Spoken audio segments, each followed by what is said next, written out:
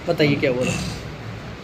आज यहाँ पर मंडी में जो भी विषय कल और परसों 2 दिन में उठे हैं, उसके लिए एक जांच अधिकारी के हिसाब से सीनियर ऑडिटर यहाँ पर आए हैं। सभी व्यापारी भी बैठे थे। इसमें भिन्न भिन्न तरह के सबने अपने विचार रखे, लेकिन तय ये हुआ कि अभी आवक बहुत ज़्यादा है, आचार संहिता लगी हुई है, किसान को भी दशहरे पे गेहूं बोने के हिसाब से, दिवाली के हिसाब से और आवक बढ़ेगी सही। चुनाव का भी रस रहेगा, मंडी का भी रस रहेगा, इसलिए नवंबर तक यथास्थिति में जो चल रहा है वो चलने दिया जाए, ऐसा ही प्रशासन का भी मन है और ऐसा ही व्यापारियों का भी मन है, और यही अपना कहना है। 2 रोज पहले आपका स्वर अलग था और आज आपका स्वर पूरा अलग हो गया। स्वर इसलिए बदला है कि मैं सर्वोपरि नहीं हूँ, और भी जनप्रतिनिधि ऊपर हैं। उन जनप्रतिनिधियों ने भी आग्रह किया कि चुनाव है, महत्वपूर्ण चीज़ है उनके जीवन की भी और पब्लिक के लिए भी। सरकारें बदलने का, सरकारी पुनरावृत्ति का समय है, इसलिए किसान परेशान ना हो, अव्यवस्था ना फैले, इसके लिए यथास्थिति बनाए रखी जाए। इससे कोई पूरा पानी उतर नहीं जाएगा, पर अभी नवंबर तक ये स्थिति, क्योंकि रस रहेगा, अभी मंडी में कोई अव्यवस्था ना हो, व्यापारियों के 4 धड़े ना बटे, हड़तालों पे ना जाएं, इसलिए इनकी नगर में ऐसी चर्चा का विषय बना हुआ है कि कहीं ना कहीं आप पे भी राजनीतिक पार्टियों को दबाव हो चुका है कि भाई क्या बात है, क्या नाराजगी है, क्या विषय रहा ऐसा।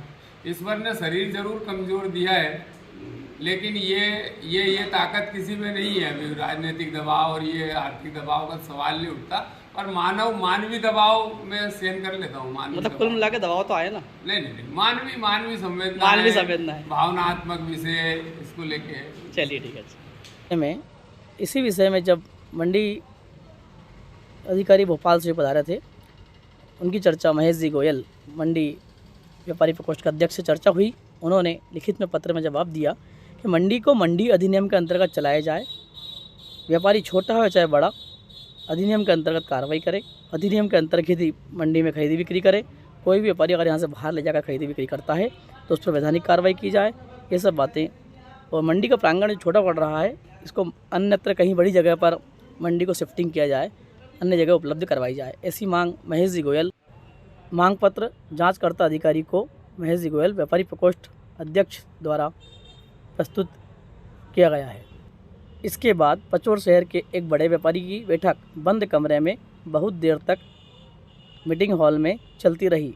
ये पूरी पचौर में नहीं, पूरे राजगढ़ जिले में एक चर्चा का विषय रहा। आखिर बंद कमरे में भोपाल से आए अधिकारी की क्या बातचीत नगर के एक बड़े व्यापारी की और उनके बीच क्या रही होगी, जो कि एक एक इशारे पर उनके द्वारा सभी लोग बाहर चले गए और अकेले बैठकर भोपाल से आए अधिकारी से बातचीत की। आखिर क्या बातचीत होगी जो कि किसी के सामने नहीं की, ये पूरी पचौर नहीं पूरे ज़िले में एक चर्चा का विषय है।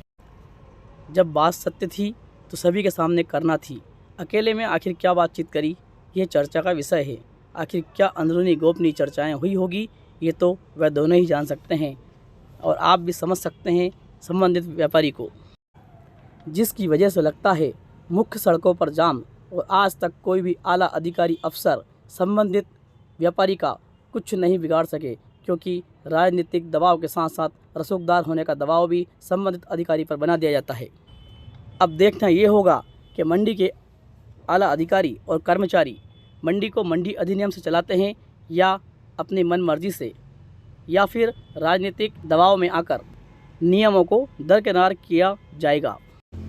कहीं तो कुछ हुआ है, तभी जाकर इतने सारे अखबारों में खबरें प्रकाशित हुई है।